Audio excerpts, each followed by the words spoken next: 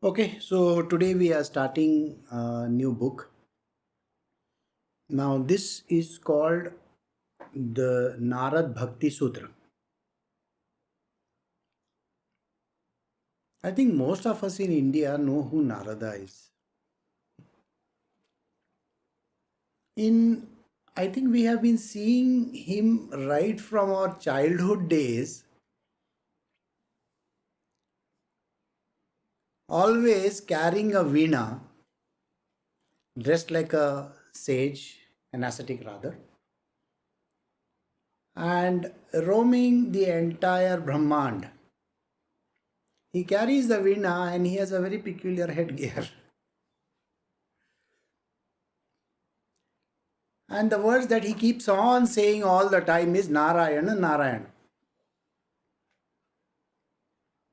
I think we have had a lot of parodies created out of him, but is one of the most profound figures in the ancient Indian pantheon because he is the one person who can be called as the highest epitome of devotion.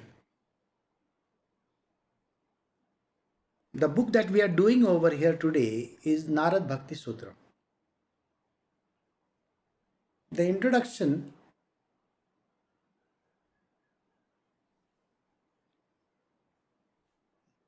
I think, is some phone ringing or something. No. Now, first, let me introduce you Narada.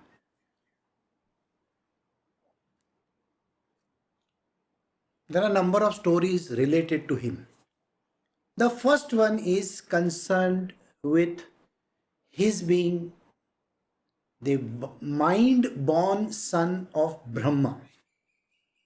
Now, you know, Brahma is the Trinity, Brahma is the creator, Vishnu is the preserver, and third one is Shiva, who is the destroyer. So Narada is the son of Brahma. This is what everybody knows. And he is a great devotee of Vishnu, Mahavishnu, Krishna, whatever. Now in this, it is said that Narada took number of births on earth. And in every birth of his, he was attracted towards certain thing.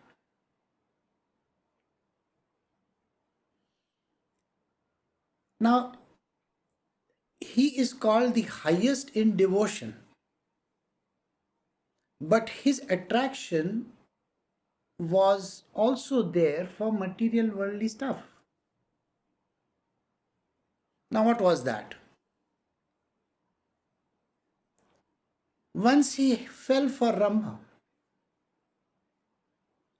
and he had to be born as a Shudra on earth to a very poor parents. Then he was born again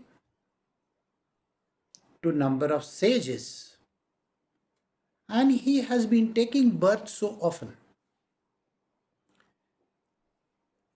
You remember that he carries one instrument with him, musical instrument with him, which is called the veena. So, whereas veena is concerned, he was attracted towards music as well.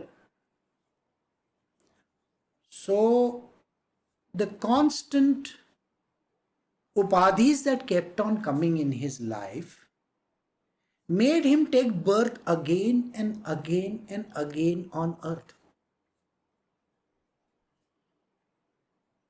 During one of his sojourns, he had promised Vishnu that I am going to write 1 crore verses on you.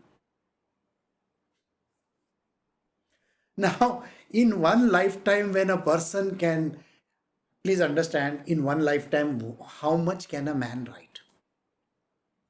Today we have computers, but during the time of Narada, I doubt if there were any computers. Though he was the greatest of the sages, yet he could write only a certain number of verses. And it is said that he had to keep on coming again and again and again in various forms. He had to take up these human forms so that he can complete that task. Do you think that task is over yet? I don't think so. It will keep on happening and he will have to keep on coming. So Narada's love for the divine is so intense that we have to ensure today that our love is also equal like that. So without much ado now, I will start with the Narad Bhakti Sutra. Now we are doing chapter 1, the first sutra. By the way, these sutras are just one line. They are not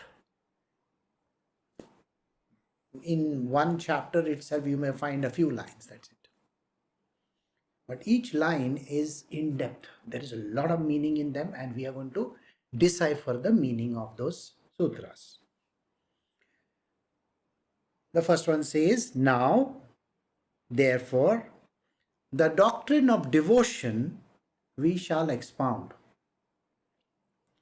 Narada is saying, I am going to tell you what exactly is this doctrine of devotion. Before I introduce you devotion, let me tell you there are many paths of reaching the divine. One of the paths that are mentioned is the Sankhya Yoga. In the Bhagavad Gita it is mentioned. The second one is called Karma Yoga. Third one sometimes is referred to as the Raj Yoga. And the fourth one is called the Bhakti Marg. In most of the cases, Sri Krishna says very clearly that the easiest and the simplest path for anybody to reach me is the path of devotion. I think we should accept this as a statement just like that.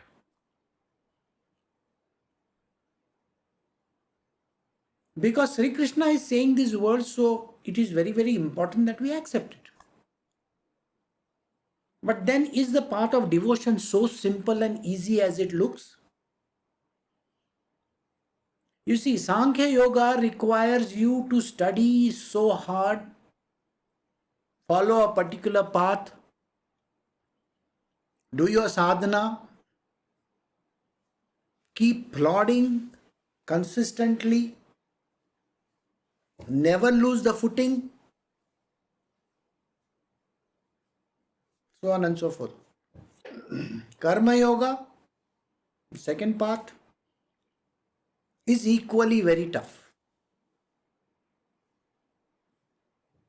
Why is it tough? Because for everything we want payment.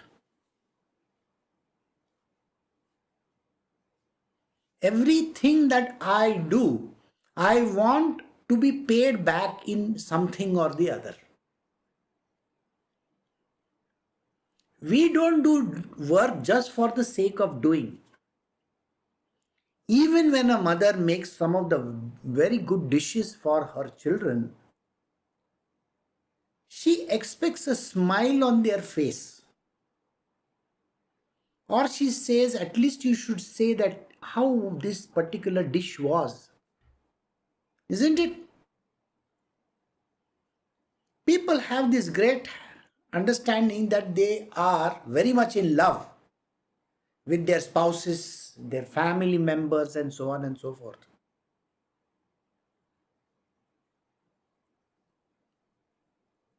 Do you think there is no expectation there? Try to get angry one day with the husband or the wife. Say something very nasty. Say something that you don't look good today. Just imagine what happens to that person. You have had it. Am I not looking good? What do you mean by that? You understand, these kind of sentences will keep on popping up. And the person will say, I don't want to talk to you. Go and find somebody for yourself. Wow. Just because that person said that, oh, you don't look good today. Or if the husband says to the wife, my mother used to cook better than this. Why don't you stay with your mother? Why do you want me? These are called expectations. On the path of spiritual, there should be no expectations whatsoever.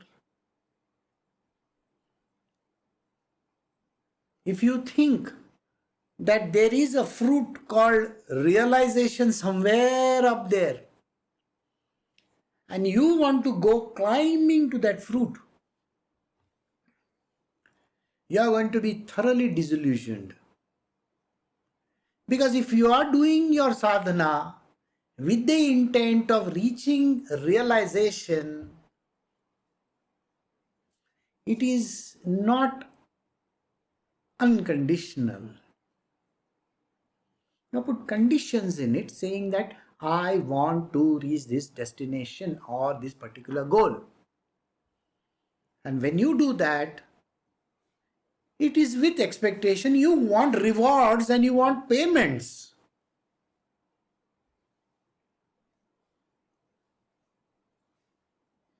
This is something which we cannot have in spiritual. Take the case of Buddha or Jesus Christ or Krishna or Ram or any of the great people that we know about. Nobody had expectations. Buddha never said that I expect you to do this for me.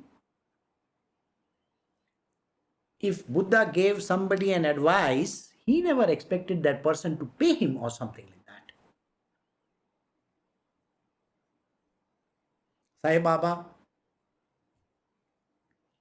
he never said that I want this or I want that. Yeah, in his case, he would say, give me 20 rupees. Sometimes he would say, give me 5 rupees, give me 20 rupees. And he would take that money and give it to somebody else. What these sages and saints do is very peculiar. They are trying to remove your karma from you. They don't want money to be kept for themselves, by the way. So I hope you understand this. In Karma Yoga, you cannot have Karma Yoga happening to you because very simply, you want repayment. Everything needs to be paid back. There is nothing free there. You are not offering anything just like that and the person is saying, okay, I'm happy with it. No way. Something has to be given back. Today is a very important day. Fortunately for us, we have starting on the Marathi New Year, which is called the Gudi Padwa. It's supposed to be the start of spring worldwide, but in India we do the Gudi. Gudi means one small matka is there. It is turned upside down and then there is a cloth hanging with a stick right there with the entrance. And it is called the Gudi.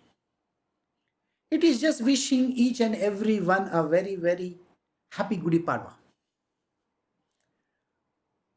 And thankfully, today most of the people are at home. This never happens. Forcibly you are at home. Forcibly you are in some place where you cannot move out. All because of something that is happening in the material world called coronavirus. If this coronavirus was not there, I think all your feet would have wings, Everybody would be going here and there and doing all kinds of things. But today, You are at home or you are in a place where you cannot move out and you are forced to be there. And it is in India, it is going to be for 21 days.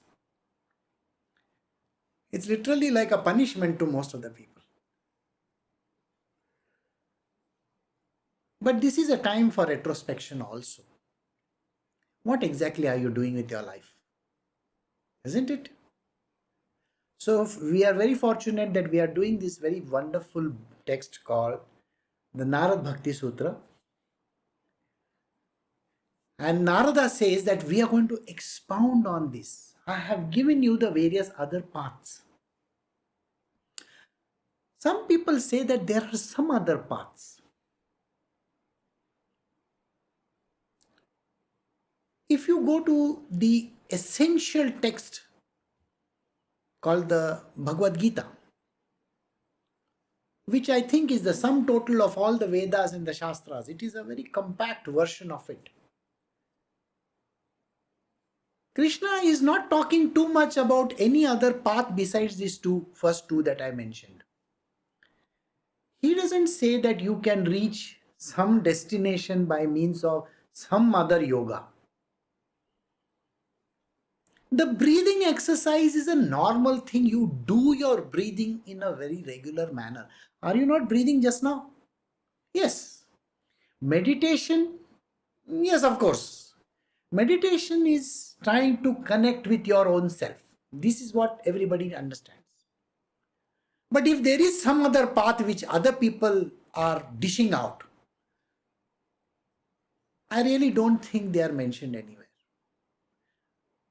Especially in the Bhagavad Gita. Neither are they mentioned in any other scriptures which are profound, like the Bible for the Christians. I don't think it is mentioned anywhere that you can do any other path. But one path which is mentioned everywhere, believe me, this path is mentioned absolutely in every scripture. In the Bhagavad Gita it is mentioned, in all our scriptures it is mentioned. In the Bible it is mentioned as the only path. In the Quran it is mentioned as the only path. In the Zen Avesta it is mentioned as the only path. You can go to any of the scriptures.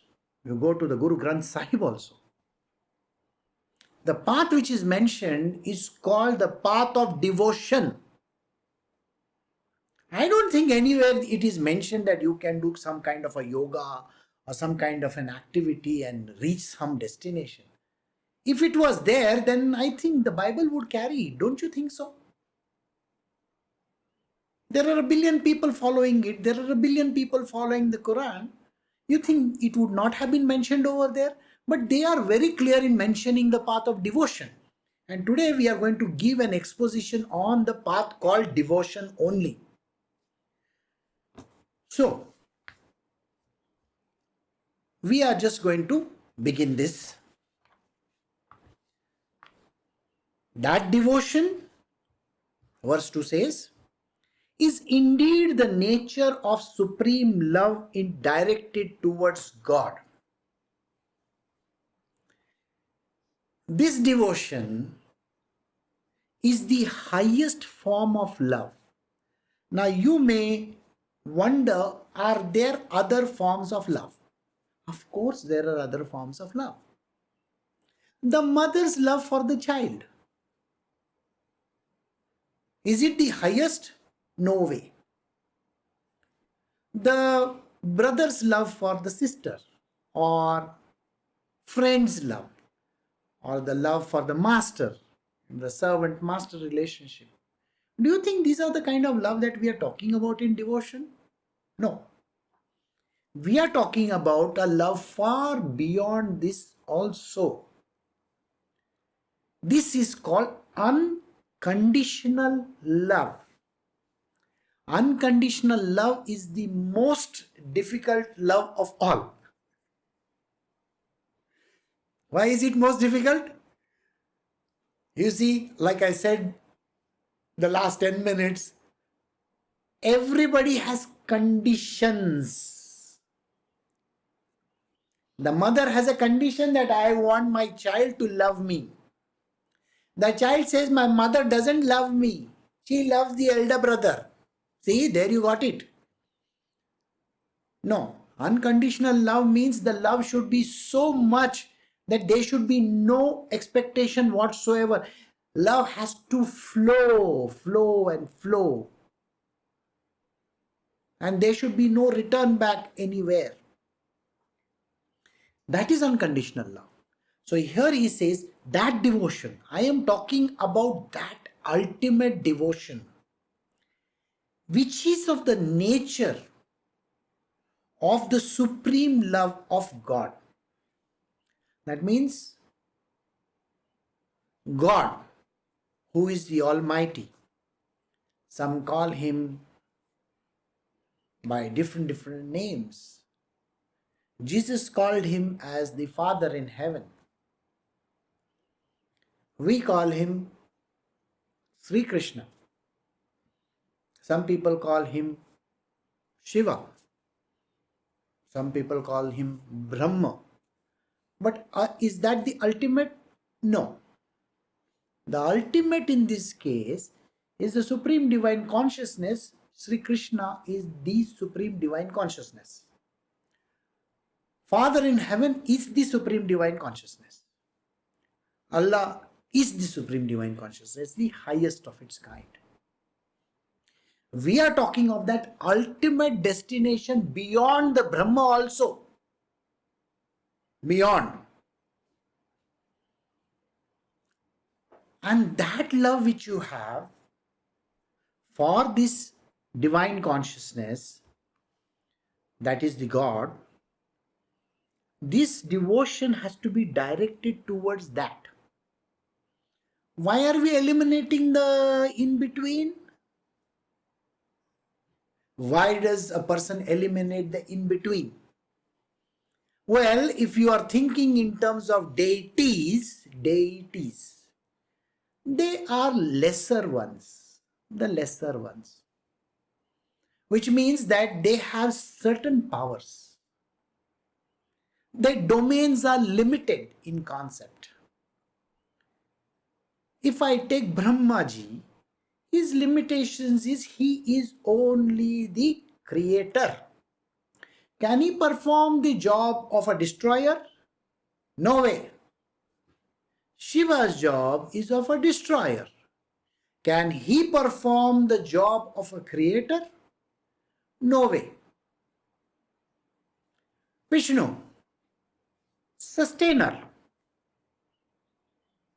So you will find that everybody has limitations there. These are called deities. If I have a love for the deity, I can only reach a certain level. A deity, let us say I have my devotion towards Saraswati. I can reach the highest of devotion to Saraswati and achieve what we call today as the highest in the knowledge. That's it. Maybe music, because she plays the music. Maybe the arts. That's it. Beyond that, there are limitations there. See? They also have a father. All these deities are reporting to the super boss. And that is the super boss we are talking about. We are not talking about deity levels. Again, we are not talking about Brahma. Brahma is the ultimate destination, everybody says. In Brahma, everything goes to nothingness. When people say, I am a Brahmanyani, the knowledge of Brahma cannot take him towards the Supreme Divine Consciousness, or what we call as the Supreme God, the Lord. Why?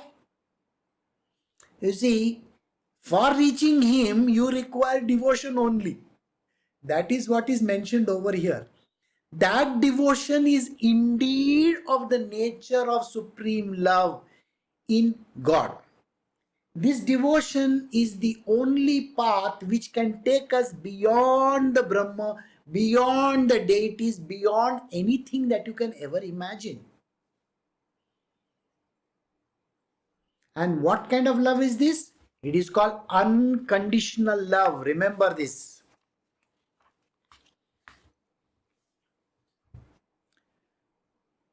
So the verse 3 says, the Sutra 3 says, the supreme love for the Lord, called devotion divine, is of the nature of immortality also.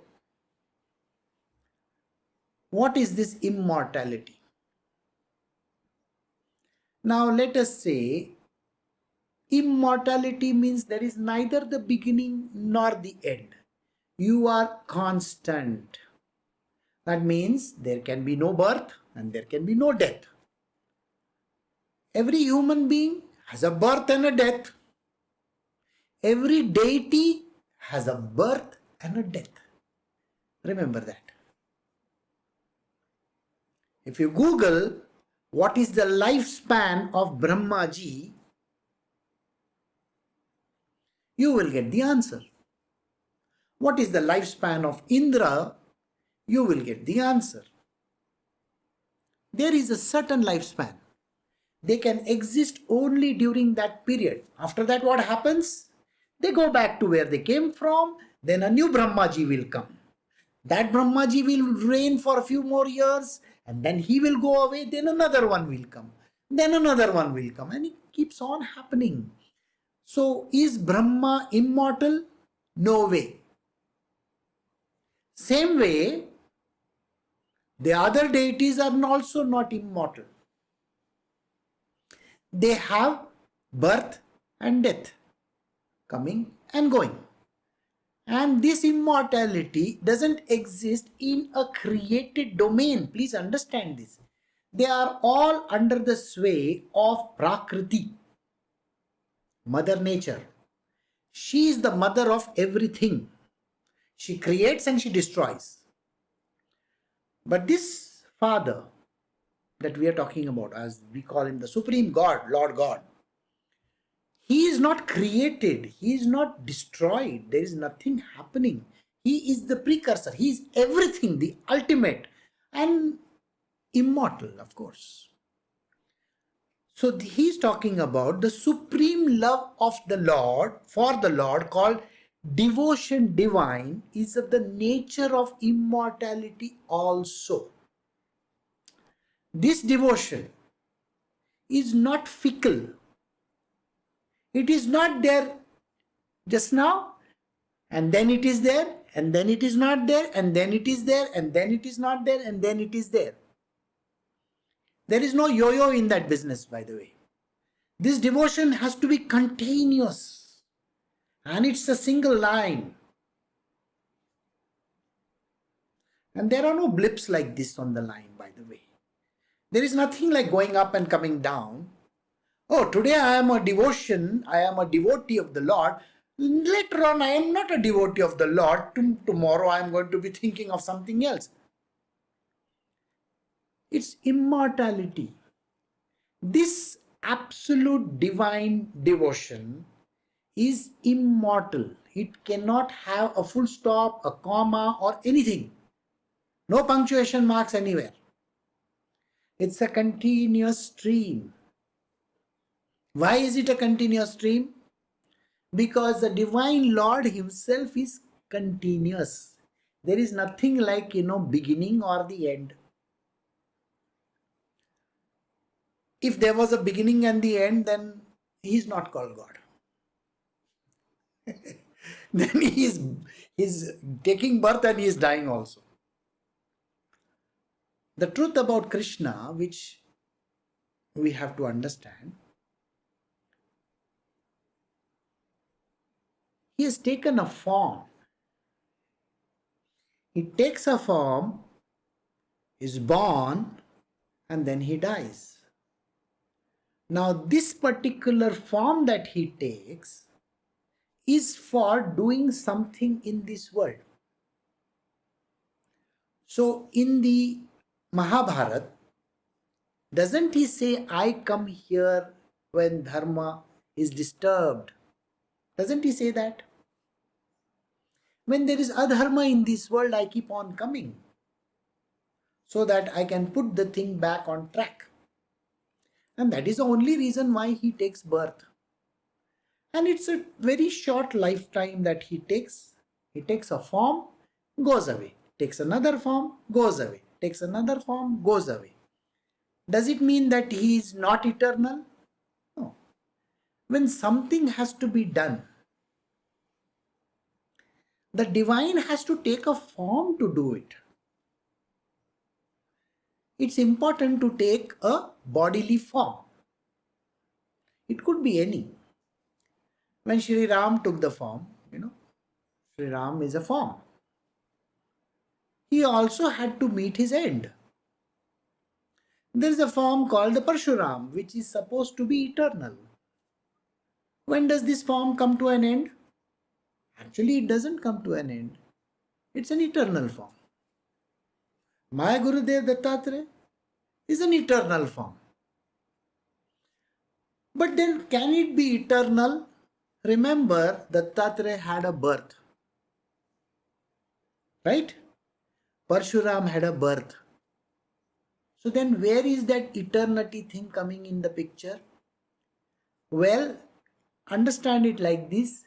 Dattatreya is the eternal teacher. To teach something, he took a form.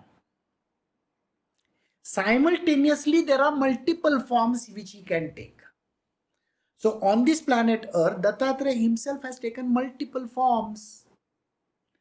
When he was Narsimha Saraswati at one time, he was Shripad Vallabh at one time, he was Manik Prabhu at another time, he was Swami Samarth at one time. You understand? He could take multiple forms and keep on coming and coming and coming, because at that particular place or that particular time, something had to be adjusted out.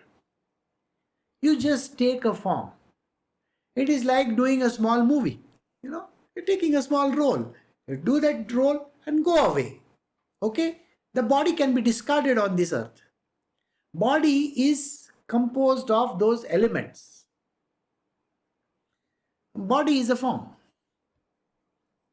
It's just like the example of water that I give.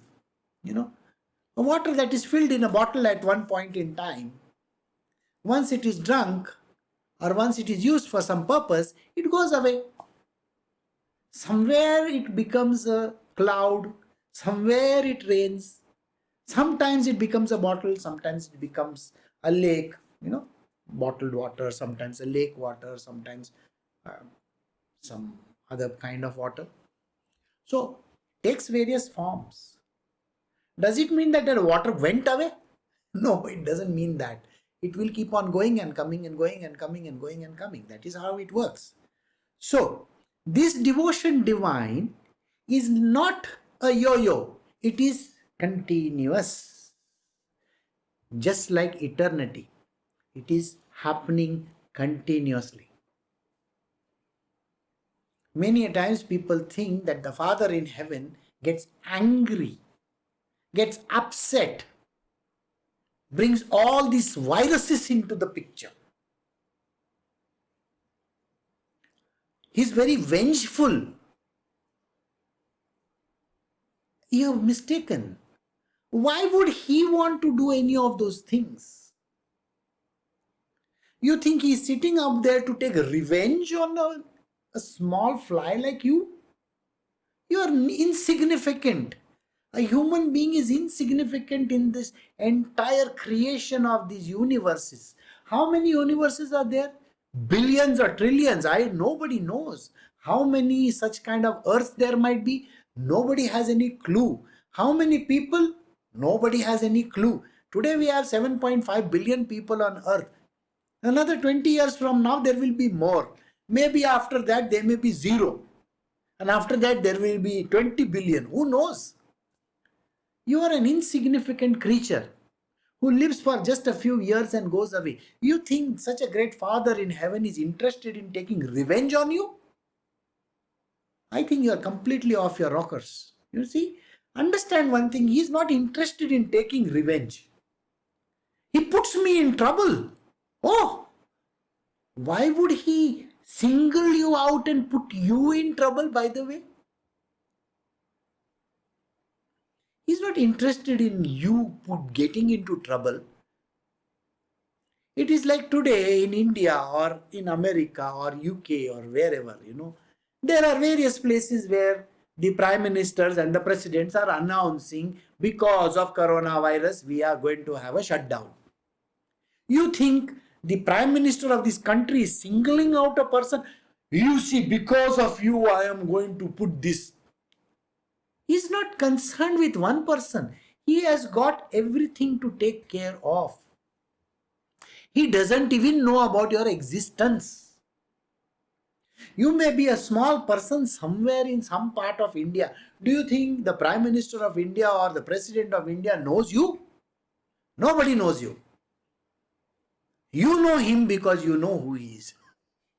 But he doesn't know you. It's like today you know God. I'm talking about God. But you are among those gazillion creatures on this, just one small earth, this much only. Why would he single you out? So this idea that he is troubling me and he's put me in trouble and I am not getting this thing done because he is doing like this to me. I am going through troubled times. I don't have money. He's putting me through. All that is all nonsense. Please understand. Why would he want to do something like that? He is composed of pure divine love.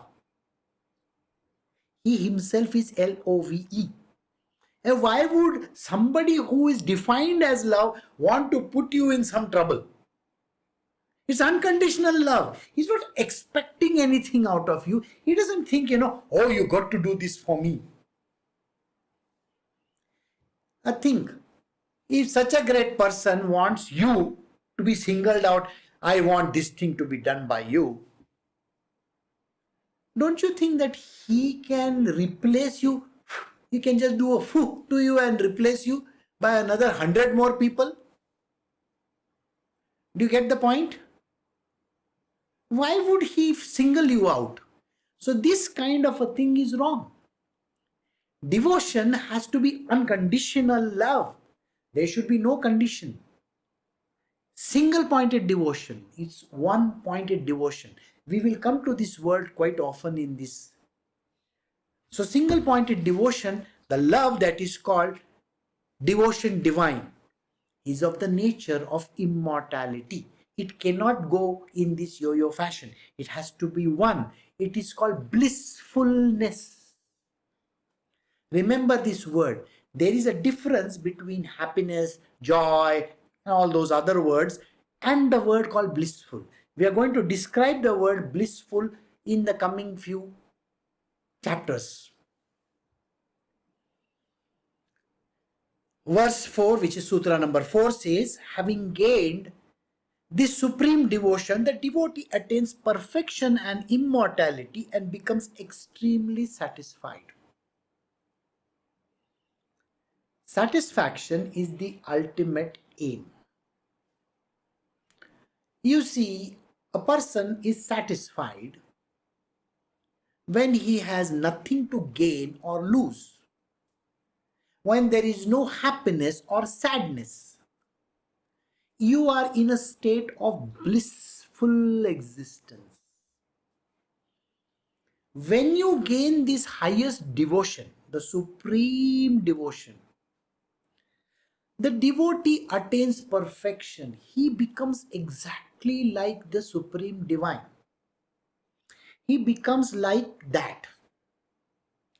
So if we consider Krishna as the highest supreme divine, the one who has the highest of the devotion becomes exactly like him.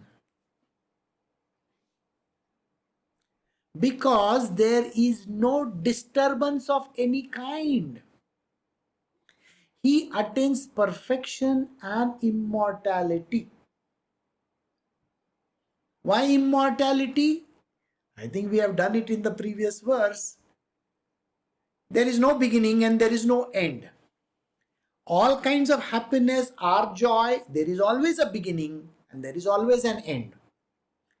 You see, when a person is not having children and gets a child, the moment the person is pregnant, there is joy all around. I am pregnant.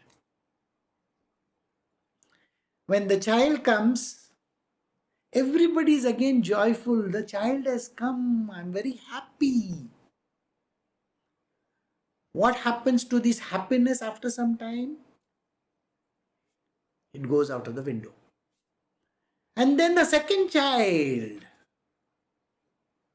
I'm very happy. Again, I am pregnant. Then you give birth. And then what happens? The child comes out in the world. You're again happy. And after that, sadness. Then you want again happiness. Then you start creating babies. You see, when people have no other kam dhanda in this world, they start making babies. This coronavirus is one of the biggest victims, or the biggest problems in this world is it's high time, everybody wants to create babies. I was talking to somebody in the morning, that person tells me, yes, December will be a good time to have babies. What? He's already calculated. Coronavirus is helping us create babies. You will be happy. And just imagine this happiness, where it is going to go to. The moment you get a child which has some error in the system, the child is autistic or with a Down syndrome or with some other defect, bodily defect or whatever, what happened to that happiness?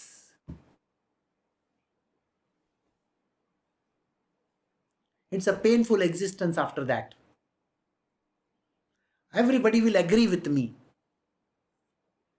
You got what I'm saying? Even if there is a big birthmark over here, let us say, a child born with a big birthmark over here, you think anybody is happy? That happiness is out of the window. Right? And while giving birth, the mother dies. You think anybody is happy? Nobody is happy. So there is no continuous happiness in this world, by the way. You just think that there is happiness. To raise children is not happiness. Is painful. Ask any parent. You see, the first thing they will say is, oh, it is so joyous to have children. But when you have children who are breaking things around, destroying stuff and, causing you misery all the time, you can't even tell them, shut up. You know how difficult it is? Have we not seen brats at the airport? Or in the plane or in some such place? These children are painful. And that time, you look at the mother or the father who is carrying the child, oh my God, what problem this person must be going through. What? Well, they are not bothered about it. They just brought the child in this world and now they are just left it like that.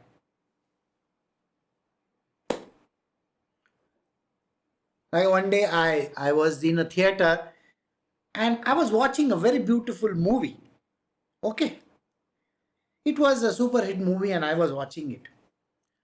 And there were two children running in the aisle up and down and making noise. If somebody does that to you, or just imagine you're watching a movie and somebody sitting in front of you keeps on doing like this all the time, you think you're going to like it, or keeps on making noise of that popcorn. Just now also, if I keep on making noise like this, you're going to get disturbed. Your happiness will go out of the window. I hope you understand this. The permanent happiness is not around in material existence. Please know this.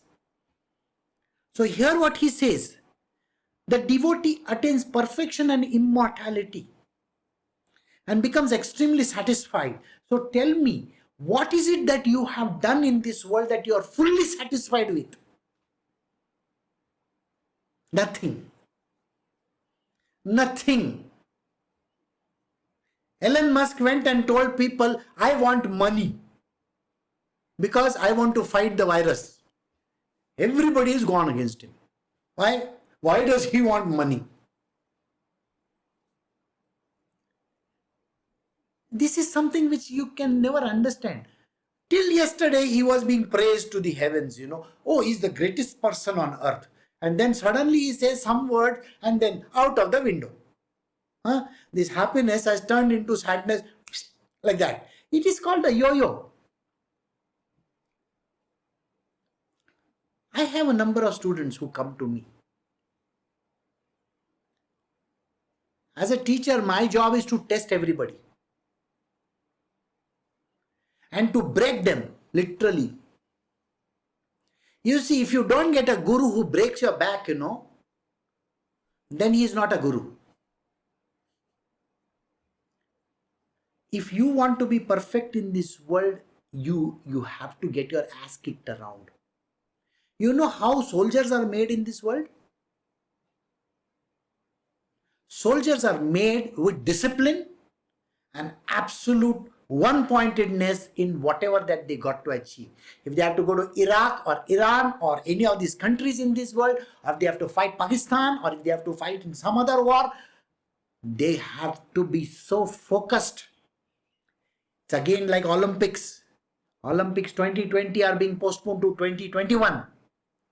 You know how many people have been preparing for these Olympics for so many years? It's a single pointedness that you need to have.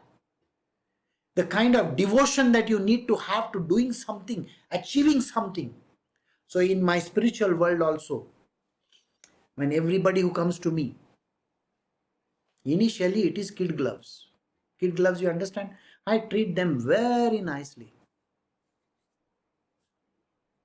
Because they don't understand. And they want, kindergarten treatment. Later on, when I put them on the path is getting tougher and tougher. It's like climbing Mount Everest. When you're on the flat lands, it's a very, very easy path. You're not having that. You're not going to do that. Well, start climbing. You think I did not have to go through that? You think Sri Krishna did not go through this? You think Sri Ram didn't go through this? Sri Krishna was born in a jail. Understand one thing. He had to go through troubled times. So many Rakshasas after him. You will say he is God Almighty. But you think he did not take training from his guru, Sandipani? You think Sri Ram didn't take training? 14 years of Vanvas. Roaming around in the jungles. You think he was wearing Nike shoes and all? I mean, just think about it. What are you talking about? He had to walk barefoot in the jungles. A kingly person walking in the jungles and his wife gets kidnapped. You see the amount of trouble that he has to go through? The path is very, very tedious and dangerous. Spiritual path is exactly like this. Narada is going to tell us about this path.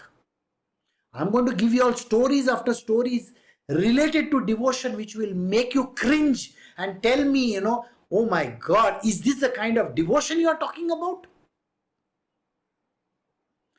Today, before I end, I will give you a story. Every time when I say something, I will tell you a story. Listen to it. So you understand, there is no satisfaction in this. What is this satisfaction? The moment you think that I have to reach a certain destination or this is the place I have to go to, that means you are dissatisfied, and from dissatisfied you have to become satisfied. Do you get it? No. This is immortality we are talking about. It's not something coming and going. No. There is no beginning and there is no end. Satisfaction has to be uniform, which means the devotion that we are talking about has to be permanent.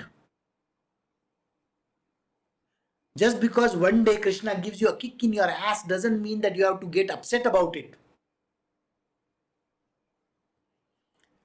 Do you get what I'm saying? Krishna loves to do that. He does that to all his gopis. Like I said, I'm going to tell you stories.